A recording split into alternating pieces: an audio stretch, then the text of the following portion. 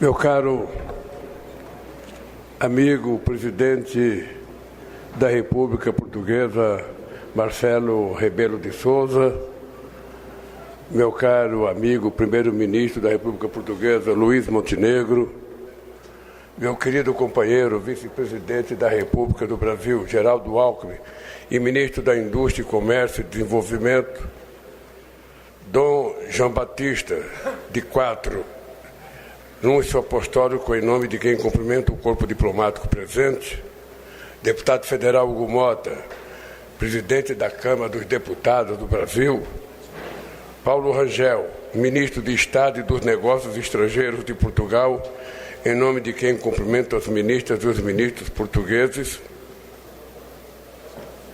embaixadora Maria Laura da Rocha, ministra de Estado substituta das Relações Exteriores, em nome de quem cumprimento as ministras e os ministros brasileiros aqui presentes, Luiz Faro Ramos, embaixador de Portugal no Brasil, Raimundo Carreiro Silva, embaixador do Brasil em Portugal, Eugênio Prado, filho de Adélia Prado, que veio receber o prêmio em nome de sua mãe, senador Jacques Wagner, líder do governo no Senado, cumprimentando ele, cumprimento todos os senadores aqui presentes e os demais parlamentares, ministro Herman Benjamin, presidente superior da Justiça do Trabalho, Tarciana Medeiros, presidente do Banco do Brasil, em nome de quem cumprimento as presidentas e presidentes de empresas, institutos e agências públicas do Brasil,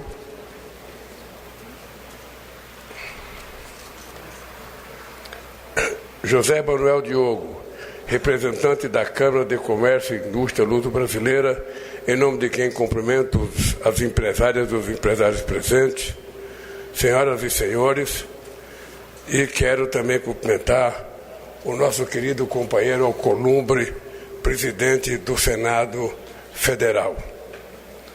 Companheiros ministros, companheiros empresários, companheiros deputados, senadores, senadoras, deputadas, é uma alegria participar da entrega do Prêmio Camões à querida Adélia Prado, aqui representada pelo seu filho Eugênio Prado. Não é por acaso que usa a palavra alegria. Adélia nos ensinou que a vida é mais tempo alegre do que triste, uma lição atual e necessária. Em tempos de crises econômicas, catástrofes climáticas, guerras e pandemias, não sucumbir ao desalento é um ato de resistência. É na desesperança, no medo e no ressentimento que viceja o ódio como projeto político. Adélia nos inspira a fazer política como ela faz poesia. As pessoas estão no cerne de sua escrita, assim como deveriam estar no centro de qualquer ação de governo. Seus poemas celebram a presença e o cuidado com que a mãe prepara o café para o pai, que faz serão, ou com que o marido limpa um peixe ao lado da esposa. É também com presença e cuidado que se governa. Presença na forma de políticas e serviços públicos de qualidade. Cuidado com os mais vulneráveis e com o meio ambiente. A matéria-prima dos poemas de Adélia Prado é a experiência do cotidiano que se vive nas cozinhas, nas varandas e nos quintais. Sua poesia é uma homenagem ao real, cuja concretude hoje se esfacela em plataformas virtuais e redes digitais. Em um contexto de negacionismo, mentira e desinformação, a verdade que transborda da obra de Adélia é o importante chamado à realidade. Ela é também um reencontro do Brasil consigo mesmo, em especial com a parte de sua alma forjada nas calçadas e casários mineiros. Devemos muito a Minas, terra não só de Adélia, mas de muitos outros que tanto contribuíram para a literatura em língua portuguesa. Dizem que para alcançar o universal deve-se começar pela própria aldeia. Adélia já afirmou que todas as paixões humanas estão em Divinópolis, sua querida cidade natal. Lembrar da humanidade comum que nos une é a principal arma contra a xenofobia e a discriminação racial. Respeitar a dignidade daqueles que migram em busca de uma vida melhor é reconhecer que há mais semelhança do que diferença entre nós. Os versos de Adélia descortinam o divino que habita todas as coisas. Seu Deus não é o que recrimina e exclui, mas o que acolhe e inclui. O Jesus Cristo de Adélia é aquele que diz: amai-vos. No mundo em que a voz feminina ainda é muitas vezes abafada ou calada, Adélia desbravou um domínio tradicionalmente masculino e abriu caminho para outras mulheres desdobráveis como ela. Espero que a literatura lusófona continue a enriquecer-se com perspectivas cada vez mais diversas e plurais. A obra de Adélia Prado é uma janela para o coração de todos os brasileiros e brasileiras e todos os amantes da língua portuguesa. Uma língua com palavras tão belas e únicas, tão especiais e singelas como saudade, coragem e resistência. Palavras que descrevem a potência de Adélia e a força do Brasil. Parabéns, querida Adélia, e obrigado por ter nos ensinado, dentro e fora da sala de aula, nos versos e na vida, a pensar, a sentir e a sonhar. Muito obrigado.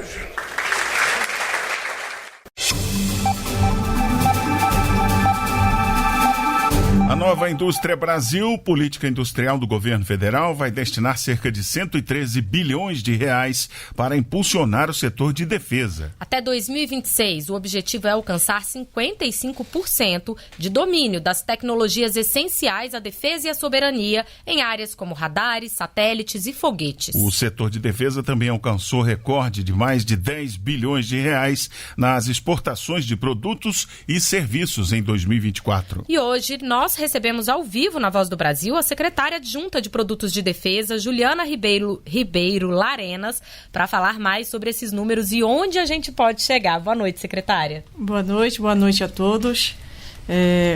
Obrigado por nos receber aqui para falar um pouco da missão 6 da Nova Indústria Brasil.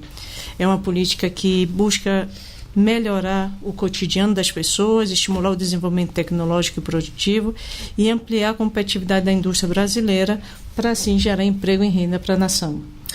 Pois é, uma das metas é alcançar 55% de domínio, né, das tecnologias que são consideradas essenciais aí à defesa, à soberania. A gente está falando de radares, satélites, que tecnologias são essas? Bom, nós estamos acompanhando 36 projetos. Desses são 3 projetos que a gente tem prioritários, que é o hexafluoreto de urânio, que atende o projeto do submarino da Marinha. Temos o projeto de veículos hipersônicos e temos o projeto de radar, que é um sistema de vigilância das fronteiras brasileiras. Então, são projetos estruturantes que a gente está dando com prioridade. Perfeito. Esses projetos são as prioridades dentro dessa missão 6? Dentro da ótica de defesa, é os projetos prioritários definidos pelo Ministério da Defesa. Quais são as prioridades para a defesa nacional dentro dessa lógica? Nós estamos desenvolvendo projetos que dê autonomia à indústria nacional para atender os projetos estratégicos de defesa. Perfeito. E ainda sobre a missão 6, o que os recursos vão possibilitar para o país, secretária? Bom, os números de defesa já são muito fortes. Hoje nós geramos no setor de defesa 2.900.000 empregos. São mais de 5 mil empresas brasileiras participando do orçamento de investimentos. E então tem uma participação de 3,5% do PIB brasileiro. Então, a ideia com essa missão é permitir que as empresas ganhem competitividade e inovação e possam participar cada vez mais e atender às necessidades das Forças Armadas brasileiras. E é uma área que a gente tem um potencial grande, né, secretária? Porque a gente já vem batendo recordes na exportação de produtos de defesa, né? Quando o governo assumiu, a gente tinha uma exportação anual de 600 milhões. Hoje estamos batendo... 2024 fechamos com 1 bilhão e 800. Tudo isso se deve a um trabalho do governo Lula em destravar alguns mecanismos. A nova política da indústria nacional também permitiu isso. Quais são esses fatores? É uma coordenação entre o Ministério da Defesa, MDIC e MCTI para investimentos em inovação tecnológica. É uma coordenação entre o Ministério da Defesa, CAMEX, Câmara de Comércio Exterior, ABGF, BNDES, para facilitar o acesso ao crédito às exportações, ou seja, tínhamos um BNDES que há 11 anos não fazia uma operação de defesa, há 4 anos tinha um fundo de garantia de exportação quase inativo, e esses instrumentos voltaram a funcionar e, portanto, já está dando frutos.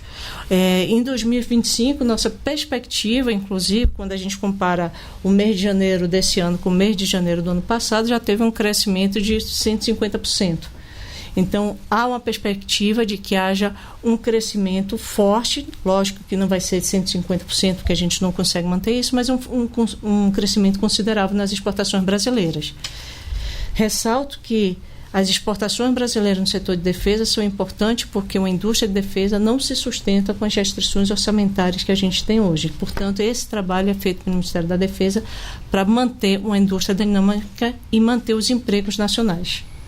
Perfeito. Com a evolução e a capilaridade do setor de defesa, como é que isso pode influenciar aí na geração de renda e geração de emprego no Brasil? Bom, eu vou destacar que a indústria de defesa ela está espalhada e distribuída por todo o país. Então, temos empresas de norte a sul do país, são Amazonas, Ceará, Pernambuco, Bahia, Rio Grande do Sul, Santa Catarina, São Paulo, Rio de Janeiro, e para os diversos setores da economia. Então, essa capilaridade gera emprego e fortalece o desenvolvimento econômico em todo o território nacional. Agora, secretária, para a gente deixar essa história toda um pouco mais próxima do nosso ouvinte, né? A gente está falando de produtos de que tipo, né? A gente está falando de satélite, por exemplo. Como é que isso influencia na vida das pessoas? Então, vamos lá. A gente tem drones. Os drones fazem o monitoramento, preservam nossas florestas, porque faz a proteção nacional, mas também ele é utilizado na agricultura, ele tem a dualidade. Temos aeronaves, cargueiros, esses cargueiros fazem transporte. Muitas vezes, quando você vê o avião da FAB correndo para o Rio Grande do Sul, fazer a defesa, ajudar as inundações, o combate do incêndio, então os produtos são aeronaves, helicópteros, temos radares de monitoramento e vigilância das fronteiras, os drones, veículos blindados, muitas vezes de transporte de tropas ou de alimentos. Às vezes esses produtos que a gente fala muito chega na Amazônia, chega aos índios e Yanomamis, então são produtos que nos servem no dia a dia, só que muitas vezes não se identifica como produto de defesa. A gente não está falando aqui de produtos destinados à guerra necessariamente, né? Ou eles podem até ser pensados com essa finalidade, mas eles são úteis em outras esferas. E vamos dizer, nós, graças a Deus, vivemos em uma região pacífica, mas temos outros problemas que temos que enfrentar. E as nossas Forças Armadas sempre estão prontas para o emprego e ajuda às necessidades do povo brasileiro. Muito bem, nós conversamos com a secretária adjunta de Produtos de Defesa, Juliana Ribeiro Larenas. Obrigado pela presença aqui na Voz do Brasil. Muito obrigada, gente. Boletim BRICS Brasil. Informações sobre a presidência brasileira do Fórum de Cooperação Econômica do Sul Global.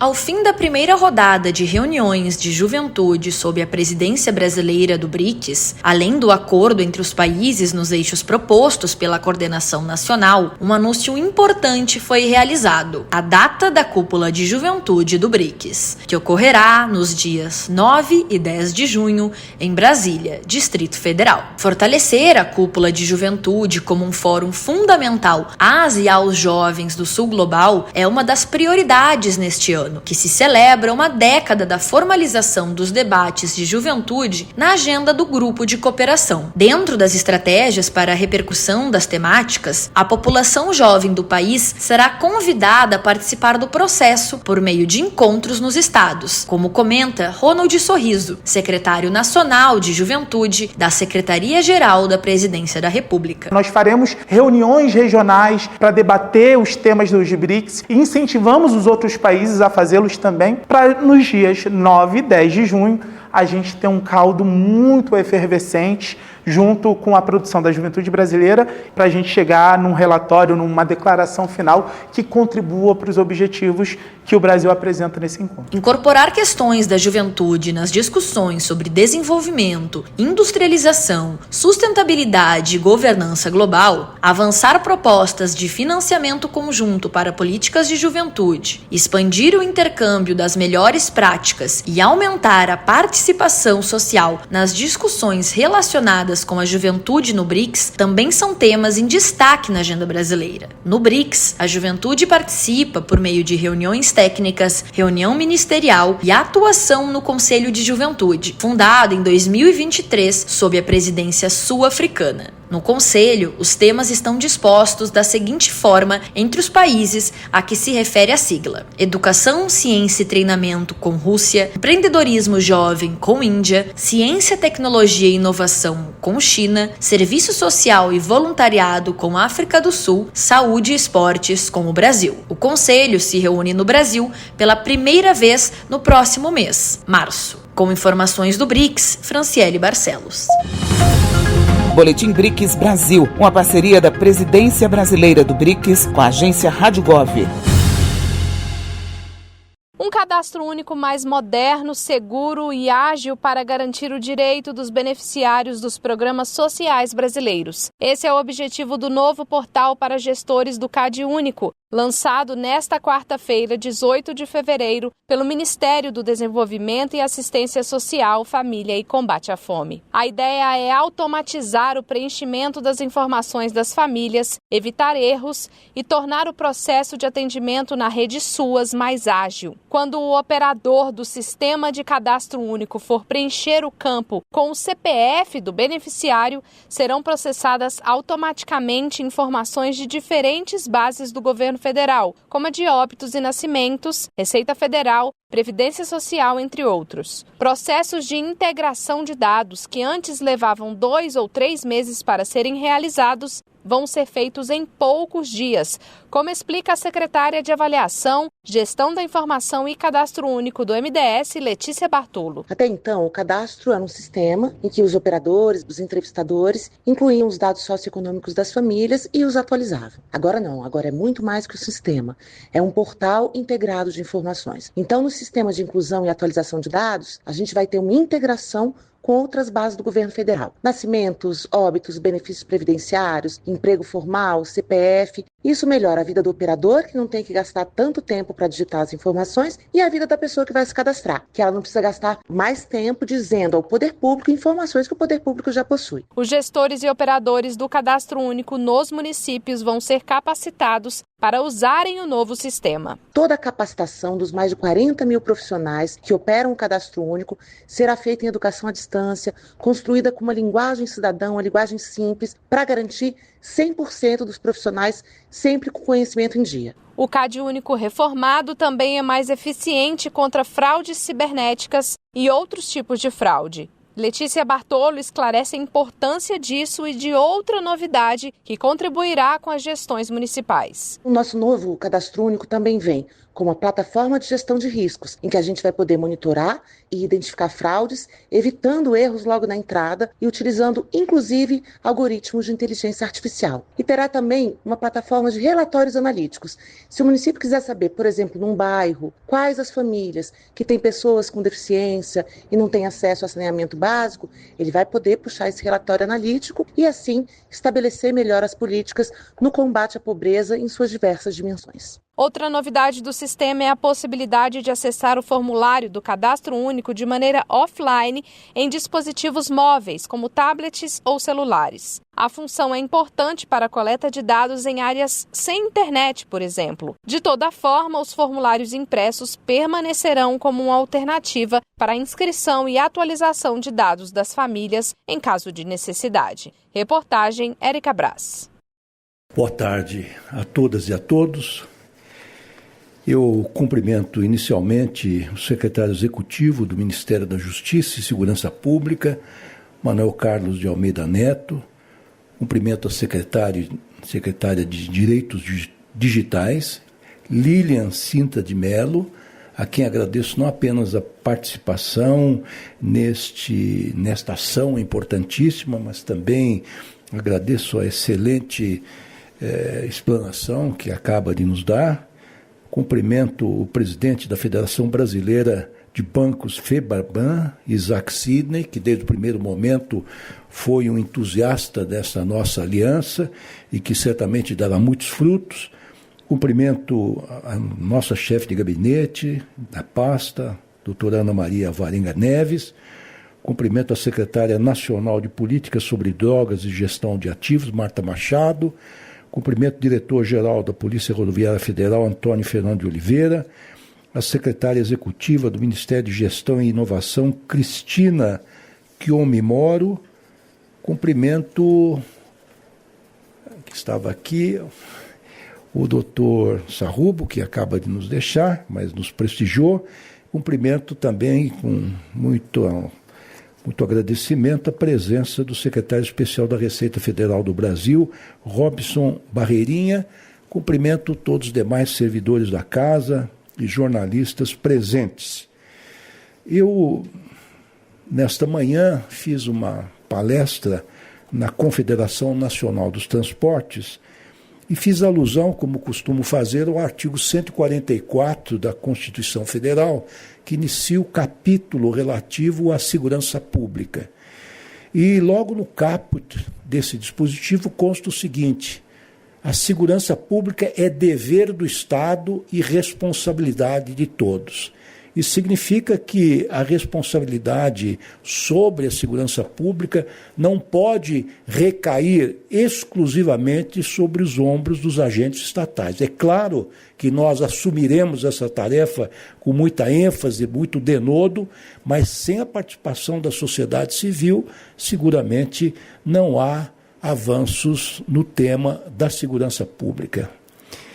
Eu quero dizer que no evento de hoje, em que realizamos o lançamento da Aliança Nacional de Combate às Fraudes Bancárias e Digitais, damos mais um passo no acordo de colaboração que celebramos em agosto do ano passado entre o Ministério da Justiça e Segurança Pública e a Federação Brasileira dos Bancos, FEBRABAN, como disse, muito bem conduzida pelo Dr. Isaac Sidney Ferreira, que desde logo foi um grande entusiasta dessa nossa aliança.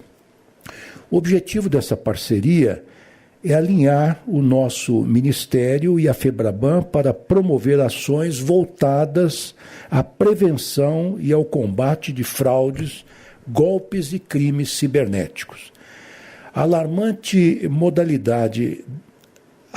escalada desta modalidade de crime, que diariamente vitima muitos brasileiros, ocasiona não só vultosos prejuízos financeiros, como também abala significativamente a confiança dos cidadãos em nossas instituições. Cientes desta realidade e do impacto dessas ações criminosas, esta parceria busca integrar esforços e ações para uma resposta efetiva para sanar, ou quando menos, mitigar significativamente este problema.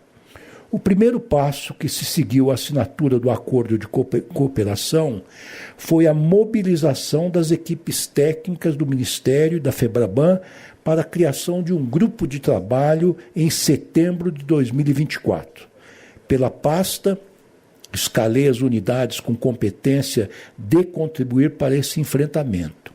Assim, além de membros do meu gabinete, Participam do grupo de trabalho a Secretaria Executiva do Ministério, a Secretaria Nacional de Segurança Pública, a Secretaria Nacional do Consumidor, a Secretaria Nacional de Justiça, a Polícia Federal e outros membros dessa pasta, todas sob a coordenação da Secretária de Direitos Digitais, da competente coordenação, repito, da Secretaria de Direitos Digitais, cuja secretária, doutora Lilian Cinta de Mello, será responsável pela condução dos trabalhos.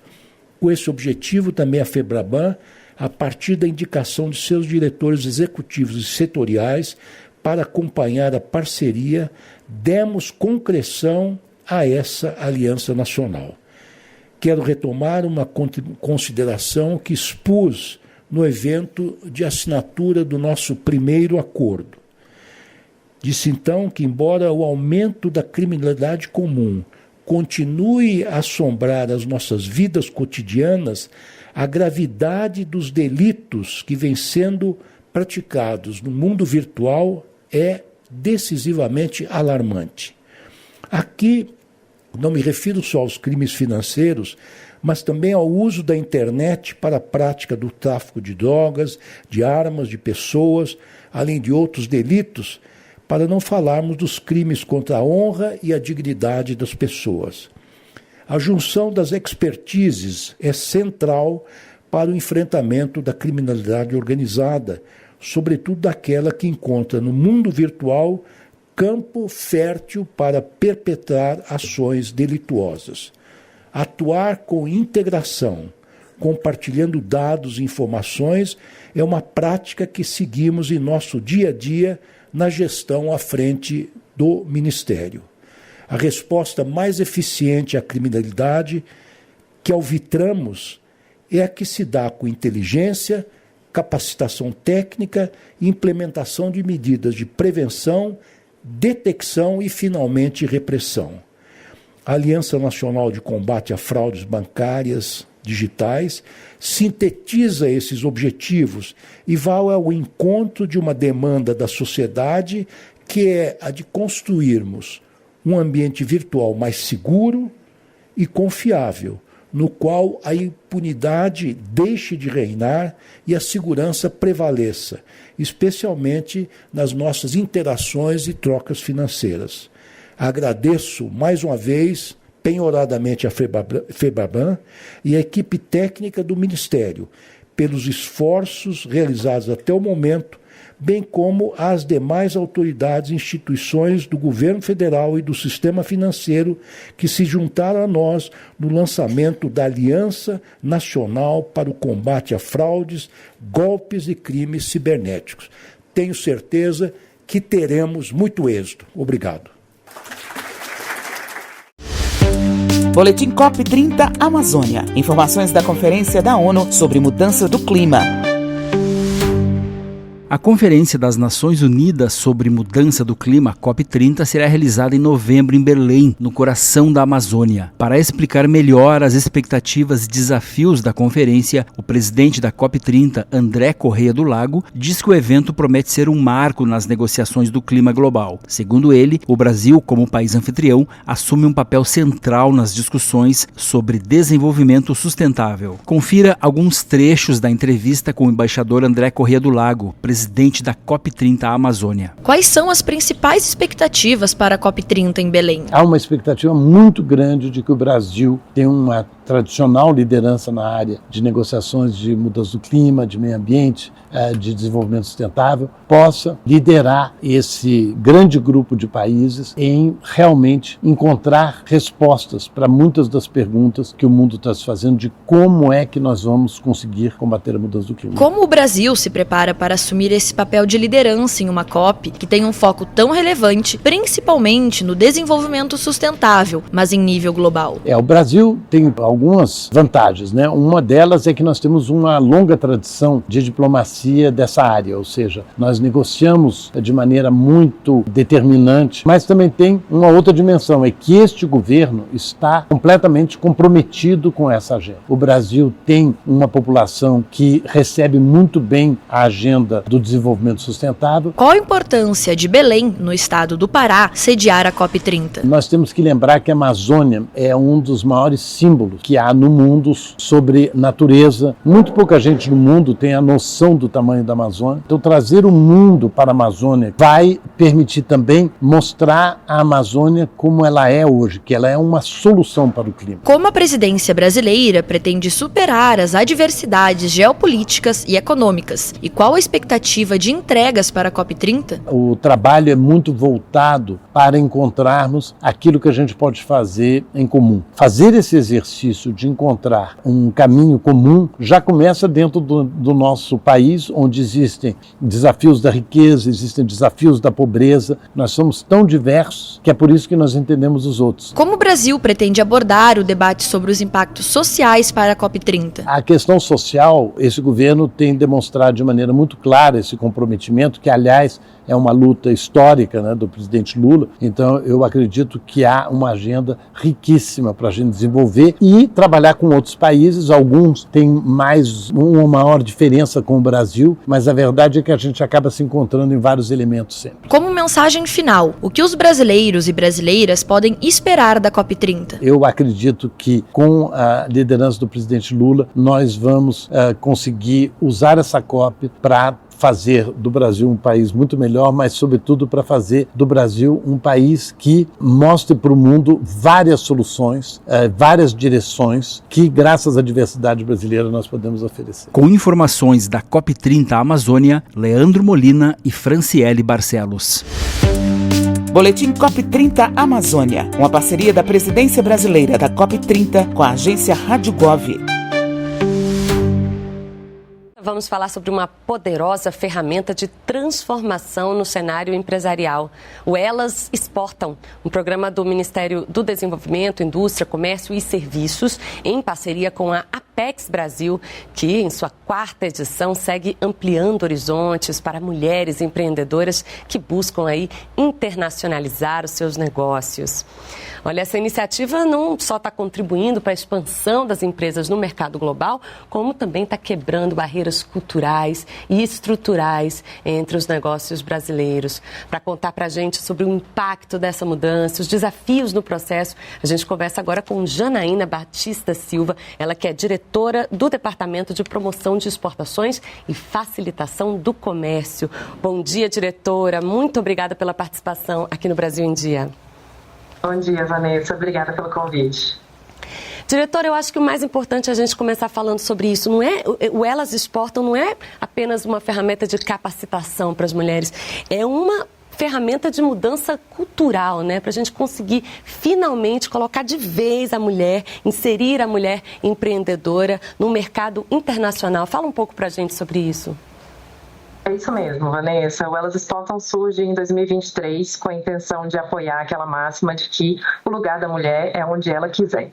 O programa é uma iniciativa transformadora que visa não apenas ampliar a participação feminina no comércio exterior, mas também promover o empoderamento e a capacitação das mulheres para enfrentar os desafios dos mercados globais.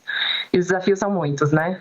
Desde garantir que a gente tenha consciência dos efeitos limitantes da nossa cultura, que muitas vezes nos leva a pensar que a gente não deve se sentar em uma mesa de negociação por não ter o inglês perfeito, ou que a gente não deve ir ao banco pedir um empréstimo, porque a chance de ter o pedido negado é muito grande por ser uma mulher.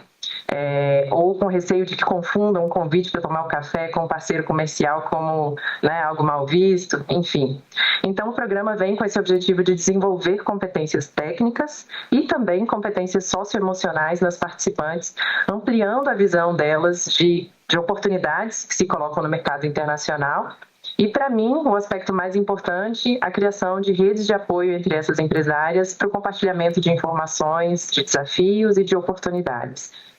Maravilha, estamos na 4ª edição. Eu queria saber, assim, para quem deseja participar, mulher empreendedora, mulher empresária que quer se inscrever, que quer ser selecionada para participar, o que ela deve fazer, diretora? Isso mesmo, Vanessa. A gente tem aberto agora tanto o edital para mentoras quanto para mentoradas, né?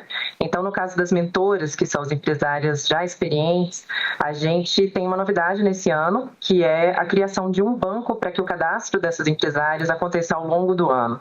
Então, aquelas empresárias que desejam contribuir com a sua experiência, contribuir com o programa e que são tão vitais para o sucesso dessa nossa jornada aqui no Elas Exportam, a gente convida essas mulheres a se cadastrarem ao longo do ano. Claro que a gente vai dar um enfoque agora no início para que a gente forme as turmas que vão começar ali por volta de abril. Para ser mentora, as líderes empresariais ou empresárias devem ocupar cargos de direção ou de sociedade em empresas que exportam bens e produtos, bens e serviços próprios. Ela, como eu disse, né, precisa possuir experiência já comprovada no mercado internacional, ter participado de feiras, enfim, isso a gente tem no edital os critérios elencados certinho. Já as mentoradas devem ser empreendedoras ou líderes empresariais com capacidade de tomada de decisão.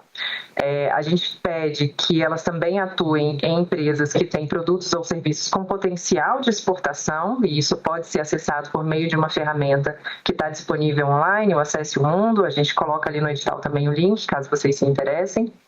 Tem que ter um CNPJ ativo, né? Tem que ter disponibilidade para participar das atividades do programa, acho que isso é o mais importante. A gente preza muito pela hora que é dedicada ali pela mentora ao programa, então a mentorada não pode faltar e não pode atrasar mais do que 15 minutos. Além disso, não pode ter participado de edições anteriores, a gente quer abrir oportunidade para que outras mulheres participem e deve ser maior do que 18 anos. Maravilha, então vai ter capacitação técnica, também experiência prática, né? Que não é só exportar, tem que entender o mercado, o comportamento, né? E também uma coisa interessante é a representatividade, né? Em que o programa está focando para ajudar a trazer cada vez mais mulheres e aumentar a visibilidade delas, diretora? É isso. Acho que nesse ponto as redes que a gente forma são essenciais, né? A gente se ver representada em espaços de poder é algo muito transformador. Então a gente faz questão de exaltar o sucesso das mulheres que já são experientes nessa jornada e que estão atuando em setores não tradicionais, muitas mulheres exportando máquinas pesadas, setores que em geral a gente não associa ao feminino, né? E a gente compartilha essas experiências para mostrar que os desafios existem, mas eles são superáveis e que os benefícios recompensam. Além da preparação do Elas Exportam, né? Além de todo esse treinamento que a gente tem, aí a gente oferece capacitações em comércio eletrônico, propriedade intelectual, treinamento de pitch, oratória, né? Treinamento financeiro, a autoimagem, zelar pela autoconfiança dessas mulheres numa mesa negociadora. A gente também prepara atividades complementares, e aí eu vou citar um exemplo aqui, eu espero que a gente consiga fazer esse ano também, mas no ano passado a gente levou 20 mulheres, se não me engano, para uma missão comercial ao Chile. E aí elas tiveram a oportunidade de sentar, né, numa mesa de negociação e colocar em prática todo o conhecimento acumulado ao longo das mentorias. A senhora falou agora dessa experiência dessas 20 mulheres no Chile, né, nessa missão comercial muito bacana. E teriam outros exemplos assim de resultados impactantes das edições anteriores, diretora? Temos muitos e a gente fica muito feliz em citar cada um deles. Vou trazer um exemplo ali da missão ao Chile, que a gente teve a Caroline Moraes, do setor de moda, que levou a sua filha de 6 meses para a missão e saiu de lá com vários negócios abertos, tendo levado a sua bebezinha para a mesa negociadora, que é algo que a gente, né, é impensável. Eu faço promoção comercial aqui há pelo menos 12 anos e nunca tinha visto alguém levando o seu bebê para a mesa de negociação. A gente tem também o caso da Fabiana Lopes, que é dona da Matrona, uma empresa de bolsas e acessórios de crochê, e ela conta pra gente que as capacitações do programa permitiram pensar fora da caixa e abrir novas possibilidades no mercado doméstico e no internacional, e ela já está exportando também para estilistas em países parceiros e fez sua primeira exportação para os Estados Unidos recentemente. A Mônica Veloso também conseguiu estruturar um projeto de internacionalização de sua empresa e firmou uma parceria recente com Portugal. E um outro exemplo fora da caixa que eu costumo citar é o caso da Leandra, que exporta açaí, participou da nossa primeira edição e era uma pessoa que tinha inclusive uma certa aversão a falar em público, e no fim do processo do Elas Exportam, ela foi a uma feira organizada pela Apex em Dubai e apresentou seu produto para compradores dos Emirados Árabes, que tem uma diferença cultural gritante e, por vezes, né, mulheres se sentem acanhadas em negociar com homens do mundo árabe. Então, a gente tem aí uma série de exemplos para citar que nos deixam muito felizes. Nossa, são experiências realmente inspiradoras e muito diferentes, como você falou, né? Agora, além de fortalecer essa presença da mulher nesse ambiente ainda um pouco raro, né, de se ver mulheres, você também contribui muito com a economia do país, né? Geração de empregos, desenvolvimento aí do setor produtivo. Conta um pouco pra gente, diretora. Isso. Exatamente isso. O Brasil tem batido recordes de exportação ano após ano, né? Em 2024, ano passado, a gente exportou 348 bilhões de dólares. Mas a gente sabe que o comércio exterior, por mais que tenha benefícios, né, o comércio exterior ele emprega mais, ele emprega melhor, pensando em nível de escolaridade, e ele remunera melhor os seus empregados. Mas os benefícios do comércio exterior eles estão muito concentrados em poucas empresas, só 1% das nossas empresas exportam, e dessas só 40% são pequenas empresas. E esses 40% exportam menos de 1% do nosso valor exportado. Então, você vê que a concentração é em pouquíssimos atores, né? E são atores de grande porte, são empresas de grande porte que atuam no comércio exterior. A concentração também se dá de forma regional. A gente tem nosso sul-sudeste respondendo por mais de 90% das nossas exportações. Além disso, a gente tem a concentração racial, né? A gente vê poucos negros no ambiente de comércio exterior, principalmente quando você sobe para cargos de direção. E no recorte de gênero, a gente tem o dado de que apenas 14% das empresas que exportam possuem maioria feminina nos seus quadros societários. Esses números que eu estou citando, eles foram levantados pelo Departamento de Estatística aqui do Comércio Exterior e estão disponíveis em estudos na nossa página web, para quem tiver interesse, né? Por falar... Então, é nosso interesse... Perdão, pode continuar. Imagina, continua. É isso, é nosso interesse desconcentrar os benefícios do comércio exterior, né? Dado esse cenário que eu acabei de citar, a gente gostaria de levar o comércio exterior para mais pequenas empresas, para as regiões Norte, Nordeste, Centro-Oeste, em termos de raça, né? Para a raça negra, pretos, pardos, indígenas e também, principalmente aqui o recorte delas exportam para as mulheres, né? Então, a gente sabe que a mulher tende a investir mais na sua comunidade, tende a gerar mais benefícios para outras mulheres e aqui o nosso foco do Elas Exportam é trazer mais mulheres para o mercado da exportação. Pois é, a senhora falou dessa página que tem essas informações, inclusive esses estudos, essas estatísticas. Reforça para a gente o site, para a mulher que esteja interessada e também aproveita, antes da gente terminar, para dar um recado para essas mulheres que ainda têm receio de expandir os negócios internacionalmente. Dá um recado para elas e o site onde elas podem achar todas as informações, diretora. Perfeito. Vocês podem buscar no medic.gov.br. Ali a gente tem a página da Secretaria de Comércio Exterior, em que todos esses estudos estão disponíveis. E a gente tem ali também o link para o edital do Elas Exportam. O formulário de inscrição está abrigado no site da Apex, que é a nossa parceira, né? O programa foi todo construído em parceria com a Apex Brasil. E aqui, como recado final, eu só posso encorajá-las a participarem do mercado internacional. Vocês que têm produtos próprios ou serviços próprios, vocês que têm algum diferencial, que veem o potencial de exportação nos seus produtos ou nos seus serviços, participem do programa. A gente realmente tem a confiança de que a gente está construindo aqui um futuro melhor para as mulheres que se engajam no comércio internacional. A gente busca prepará-las com o maior carinho e oferecer às mulheres que participam do programa essa rede de apoio que vai seguir com vocês em toda a jornada, né? Ela não se limita aos 6 meses de participação do programa, ela segue ativa e a gente só vai agregando mais e mais mulheres e construindo um ambiente de acolhimento e de segurança para que a gente possa seguir juntas, né? As inscrições vão até 10 de março para as mentoradas, então, por favor, quem tiver interesse e conseguir identificar um potencial no seu produto, participe com a gente. É isso, então você, mulher empreendedora que queira aí avançar internacionalmente, Apex Brasil, também o site do MDIC, você vê aí, mdic.gov.br, as inscrições até o dia 10 de março. Eu agradeço imensamente Janaína Batista Silva, ela que é diretora do Departamento de Promoção de Exportações e Facilitação do Comércio. Muito obrigada pelas explicações e parabéns pelo trabalho maravilhoso. Obrigada, Vanessa. Bom dia para todos vocês. Até a próxima. Amém. Até a próxima. Boletim.leg.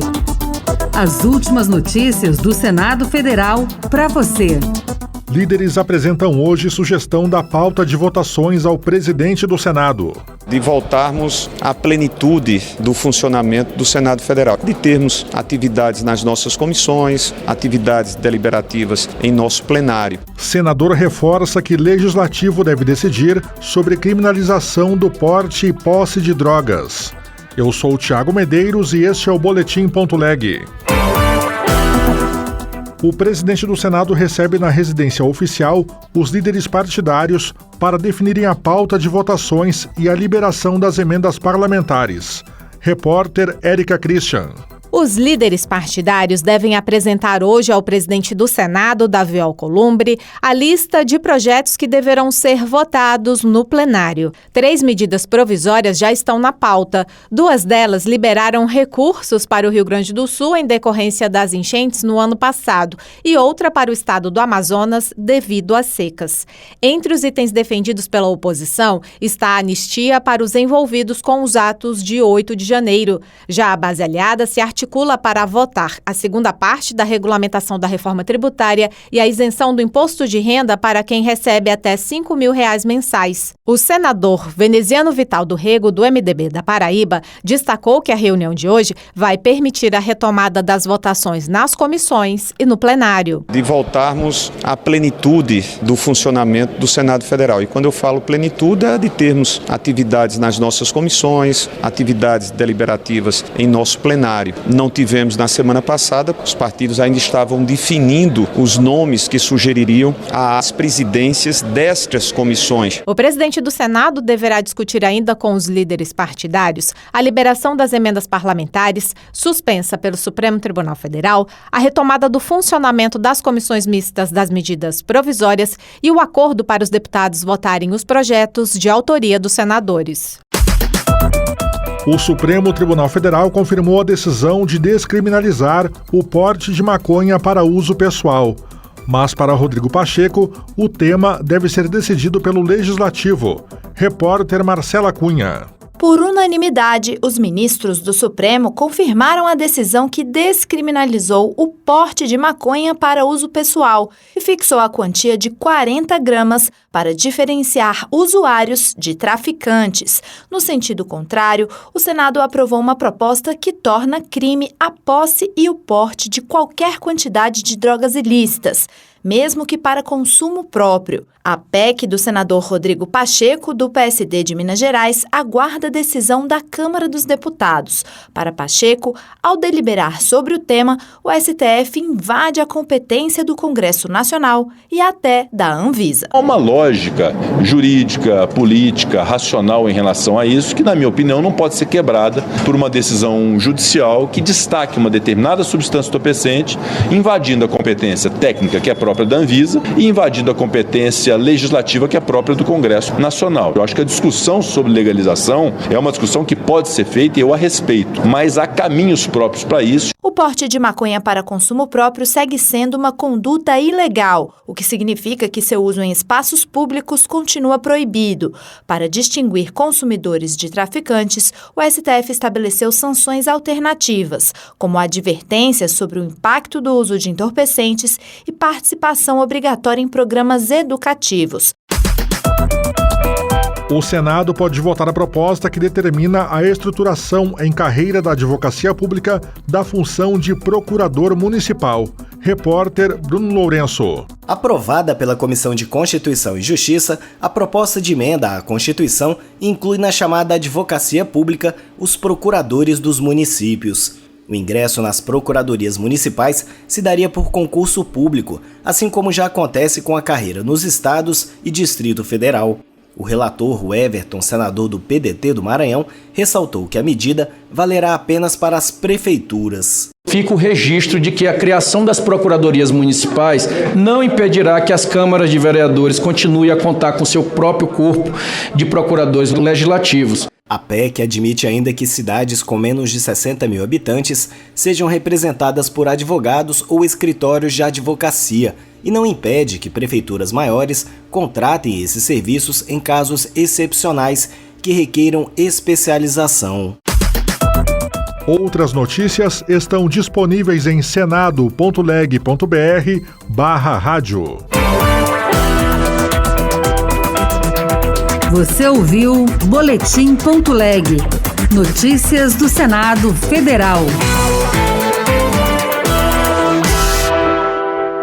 Fique agora com o Boletim.leg.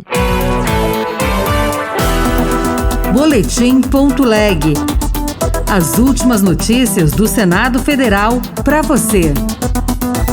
O presidente de Portugal veio ao Senado como parte da visita oficial ao Brasil. O mandatário tem sido um grande incentivador das relações políticas, econômicas, sociais e culturais luso-brasileiras. Votações desta quarta-feira devem focar em propostas orçamentárias. Eu sou Rosângela Tejo e este é o Boletim.leg. O presidente de Portugal, Marcelo Rebelo de Sousa, esteve nesta terça-feira no Senado Federal como parte da visita oficial ao Brasil. Repórter Ivan Godoy. Marcelo Rebelo de Sousa destacou a importância do relacionamento entre os dois países em todos os setores, no momento em que o mundo enfrenta diversos desafios. O primeiro vice-presidente do Senado, Eduardo Gomes, falou sobre as ligações históricas e atuais entre brasileiros e portugueses e do interesse do país em reforçar ainda mais essa colaboração no futuro. Ao terminar o encontro, o segundo vice-presidente do Senado, Humberto Costa, ressaltou a importância da visita do presidente de Portugal, dizendo que o mandatário tem sido um grande incentivador das relações políticas, econômicas, sociais e culturais luso-brasileiras. Tem procurado, nessa sua função de chefe de Estado, estreitar cada vez mais as relações entre os dois países, fazendo, como ele disse, cotejando o passado comum, o presente hoje de uma convivência extremamente harmônica e um futuro onde os dois países têm um grande papel a desempenhar no contexto da humanidade. O Senado deve votar nesta quarta-feira o projeto que vai liberar recursos não repassados dos orçamentos desde 2019 e líderes esperam acordo sobre emendas parlamentares bloqueadas pelo Supremo Tribunal Federal. Repórter Érica Christian. Em reunião com os líderes partidários, o presidente do Senado, Davi Alcolumbre, anunciou a votação do projeto de lei que vai liberar os chamados restos a pagar desde 2019. São recursos do orçamento represados por problemas na execução de uma obra ou projeto por estados e municípios. O líder do PT, senador Rogério Carvalho de Sergipe, explicou que essa liberação vai permitir a retomada de obras paralisadas. Tem obra de rodovia, tem obras de todas as naturezas que não foram e que estão paralisadas ou que vão paralisar ou que já foram concluídas e que não foram pagas porque não tem autorização orçamentária para poder pagar essas obras que iniciaram. Ainda na reunião, os líderes partidários pediram ao presidente do Senado uma solução para as emendas parlamentares que tiveram um pagamento suspenso pelo Judiciário. O senador Marcos Rogério, do PL de Rondônia, argumentou que esse bloqueio está prejudicando todo o país. Transparência é um requisito essencial, é um mandamento constitucional, todos nós defendemos. Agora, você não pode, um outro poder, interferir ao ponto de inviabilizar, o funcionamento do país. Os senadores ainda deverão votar 3 medidas provisórias que liberaram recursos para o Rio Grande do Sul em função das enchentes e para o Amazonas em decorrência da seca. Famílias de crianças nascidas com deficiência devido ao vírus Zika estiveram no Senado nesta terça-feira em defesa da pensão mensal vitalícia e indenização. Repórter Janaína Araújo. Mães e pais acompanhados de filhos que nasceram com deficiência causada pelo vírus Zika durante a gestação estiveram no Senado nesta terça-feira para pedir a derrubada do veto presidencial à pensão mensal vitalícia no valor do teto da Previdência, cerca de R$ 7.700. O benefício previsto em projeto de lei aprovado no fim de 2024 no Congresso e vetado em janeiro pelo governo federal era acompanhado de uma indenização por danos morais de R$ 50 mil. A senadora Daniela Ribeiro, do PSD da Paraíba, prometeu se empenhar na derrubada do veto. Eu quero mobilizar os meus colegas para que a gente possa votar para derrubar o veto. Esse é meu compromisso compromisso que essas crianças possam ter o mínimo de dignidade. Eu estou nessa luta junto com elas. Agora, além do veto, o Congresso ainda precisa votar uma medida provisória com as novas condições, ou seja, 60 mil para crianças de até 10 anos que nasceram com deficiência devido ao contágio na gestação. Outras notícias estão disponíveis em senado.leg.br/rádio. Você ouviu Boletim.leg. Notícias do Senado Federal. Em reunião com os líderes partidários, o presidente do Senado, Davi Alcolumbre, anunciou a votação de um projeto de lei que vai liberar os chamados restos a pagar desde o ano de 2019. São recursos do Orçamento Geral da União que não foram repassados para estados e municípios no ano específico para a execução de uma obra ou projeto. A retenção do dinheiro pode ter ocorrido porque determinados empreendimentos não saíram do papel no tempo previsto. Segundo a proposta, os recursos dos últimos 6 anos poderão ser pagos até 2026. O líder do PT, senador Rogério Carvalho de Sergipe, explicou que a liberação dessa verba vai permitir a retomada de diversas obras paralisadas. Tem obra de rodovia, tem obras de todas as naturezas que não foram e que estão paralisadas ou que vão paralisar ou que já foram concluídas e que não foram pagas porque não tem autorização orçamentária para poder pagar essas obras que iniciaram, que são de emenda, de convênios, de verbas discricionárias do próprio Executivo. Isso envolve todas as verbas e todos os restos a pagar desse período até aqui. Ainda na reunião com o presidente do Senado, os líderes partidários pediram uma solução para a liberação das emendas parlamentares. O repasse desses recursos para estados e municípios, por meio das sugestões de deputados e senadores, foi suspenso pelo ministro do Supremo Tribunal Federal, Flávio Dino, no ano passado. O senador Marcos Rogério, do PL de Rondônia, argumentou que esse bloqueio feito pelo Judiciário está paralisando o país, já que verbas para saúde, educação, segurança pública e infraestrutura, só para citar algumas áreas, não foram transferidas. Eu acho que transparência é um requisito essencial, é um mandamento constitucional, todos nós defendemos, e se há pontos que merecem ser aclarados, o parlamento deve dar as respostas, o executivo deve dar a resposta. A mesma transparência que se exige dos poderes legislativo e executivo, espera-se também do judiciário. Agora, você não pode, um outro poder, interferir ao ponto de inviabilizar o funcionamento do país. Nesta quarta-feira, os senadores deverão votar 3 medidas provisórias editadas no ano passado que liberaram recursos para os estados do Rio Grande do Sul, em função das enchentes, e para o Amazonas, em decorrência da seca. Ainda na reunião de líderes, ficou decidido que nesta quarta-feira serão instaladas as comissões permanentes com a eleição dos respectivos presidentes. Da Rádio Senado, Érica Christian. Mães e pais acompanhados de filhos que nasceram com deficiência causada pelo vírus Zika durante a gestação estiveram no Senado nesta terça-feira para pedir a derrubada do veto presidencial à pensão mensal vitalícia no valor do teto da Previdência, cerca de R$ 7.700. O benefício previsto em projeto de lei aprovado no fim de 2024 no Congresso e vetado em janeiro pelo governo federal era acompanhado de uma indenização por danos morais de R$ 50 mil. A senadora Daniela Ribeiro, do PSD da Paraíba, afirmou que a pensão garantiria assistência às crianças com microcefalia ou com síndrome de Guillain-Barré decorrentes do vírus Zika.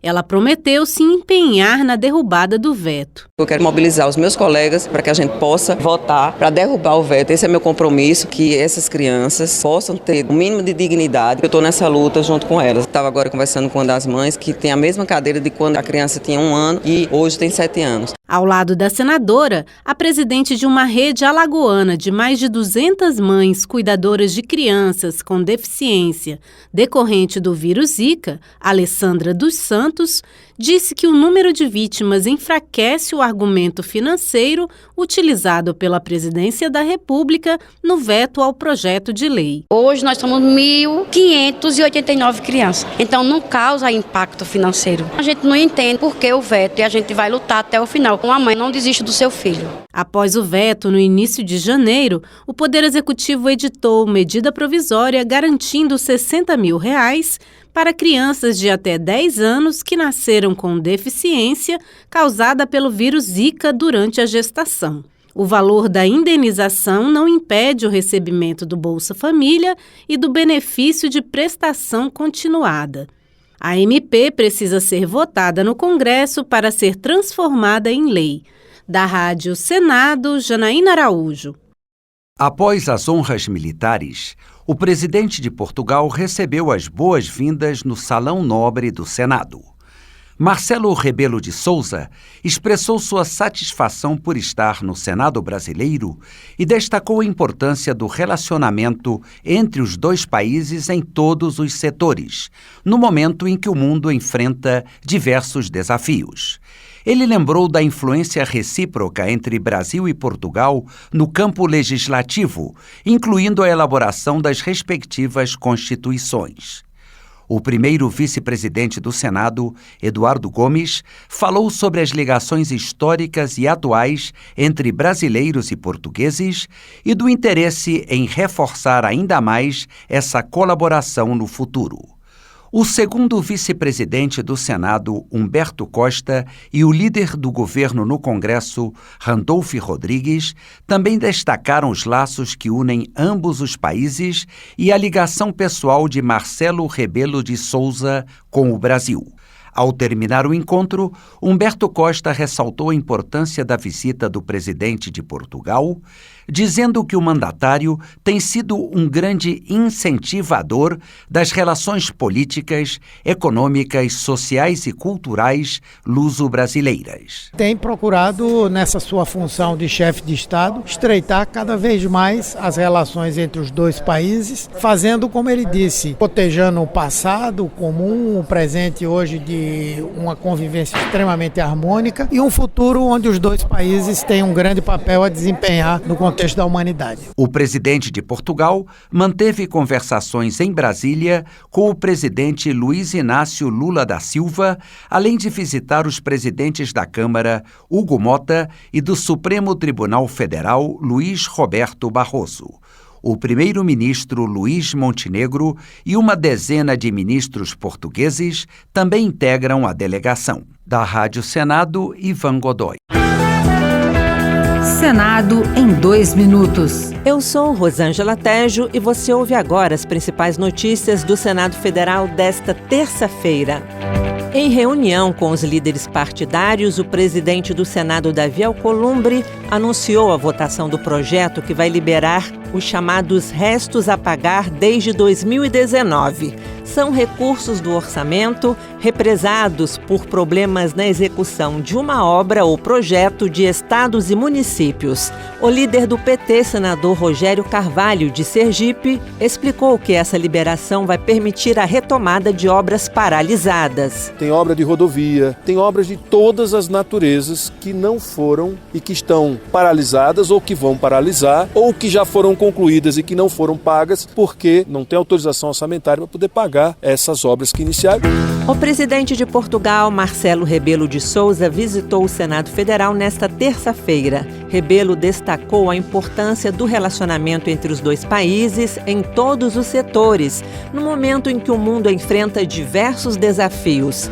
O segundo vice-presidente do Senado, Humberto Costa, afirmou que o mandatário português tem sido um grande incentivador das relações políticas, econômicas, sociais e culturais luso-brasileiras. Tem procurado, nessa sua função de chefe de Estado, estreitar cada vez mais as relações entre os dois países, fazendo, como ele disse, cotejando o passado comum, o presente hoje de uma convivência extremamente harmônica e um futuro onde os dois países têm um grande papel a desempenhar no contexto da humanidade.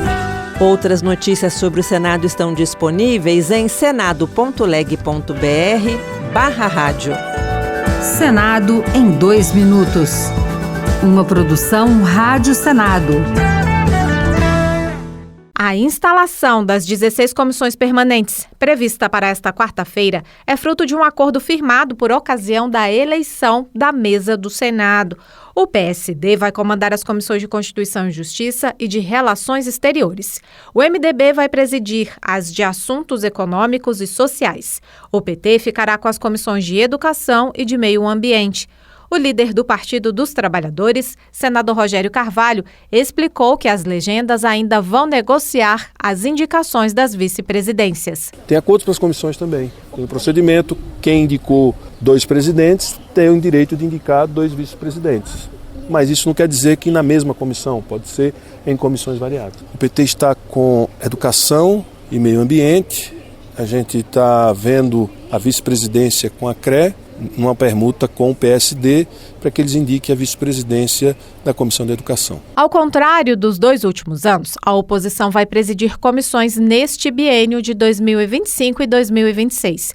O PL, por exemplo, vai ficar com as de Segurança Pública e de Serviços de Infraestrutura. O senador Marcos Rogério, do PL de Rondônia, ponderou que todos os partidos foram contemplados. Eu acho que o presidente Davi, ele foi um grande maestro desse entendimento. O tamanho de um partido não foi determinante para estar na presença de uma comissão ou de outra comissão, mas ele conseguiu fazer ajustes de forma que quem foi preterido numa situação de uma comissão ou de outra fosse atendido em uma outra demanda. Então, eu acho que o PL está prestigiado, está na primeira vice-presidência do Senado Federal, terá 2 comissões, Segurança Pública e Comissão de Infraestrutura. O Republicanos deverá presidir a Comissão de Direitos Humanos, o PSB a de Ciência e Tecnologia, o União a de Desenvolvimento Regional, o PP a de Transparência, Governança, Fiscalização e Controle e Defesa do Consumidor, e o Podemos a de Agricultura e Reforma Agrária. As presidências das comissões de Esporte, de Defesa da Democracia e de Comunicação e Direito Digital serão definidas nesta quarta-feira. Da Rádio Senado, Érica Christian.